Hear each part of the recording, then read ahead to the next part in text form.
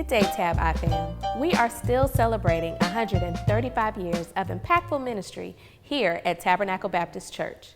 Each year, we retell our history, starting with our founder, Reverend C.T. Walker, and ending with our current pastor, Reverend Charles E. Goodman, Jr., making note of the most distinguished pastors in brief. However, we've had many remarkable leaders after Reverend C.T. Walker, one of whom was his immediate successor and good friend. We know him more commonly as the second pastor of Tabernacle, but he was so much more.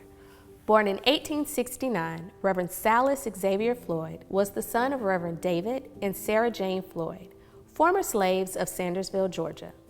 In his youth, Reverend Silas was an active member of the YMCA. At age 14, he and two other young men were acknowledged in the Augusta Chronicle for holding religious services at the city jail. 2 years later, and a year shy of his own graduation, Silas gave a speech at the Ware High School commencement.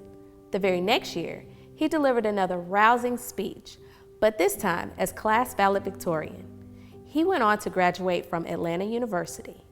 His high marks in education earned him much respectability in the Augusta community. By the 1880s, Silas Floyd and his friend Reverend Charles T. Walker had become the city's agents for race relations. While Walker made his mark behind the pulpit, Silas made his mark quite literally with the pen. He was a teacher, writer, and the editor of the Augusta Sentinel, the city's African-American newspaper. He also co-founded the Negro Press Association. He published several fiction and nonfiction works, poems, and children's books. In fact, it was Silas who wrote The Life of Reverend Charles T. Walker, D.D., the biography of his longtime friend. Naturally, when Walker resigned to accept the pastorate at Mount Olivet Baptist Church in New York City, Silas took the helm at Tabernacle until his return. Even as senior pastor of one of the largest churches in the region, Reverend Silas Floyd led a life of humility and service. He raised funds and donated to many worthy causes like the American Red Cross and the 1908 flood relief. He wrote a weekly column for the Augusta Chronicle called Notes Among the Colored People.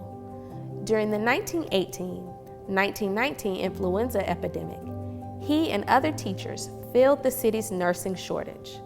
Throughout his life, he petitioned the city for an end to Jim Crow, addressing city and state representatives. Reverend Silas Floyd died in September of 1923 of a heart attack, having worked tirelessly to the cause of ministry.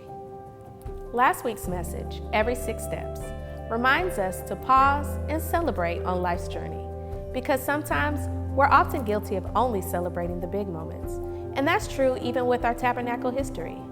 Reverend Floyd encourages us to use our gifts, whether big or small, to make an impact in the kingdom. And let's honor his life by doing just that. We'd like to thank you for worshiping with us at the most impactful place on the planet, the historic Tabernacle Baptist Church.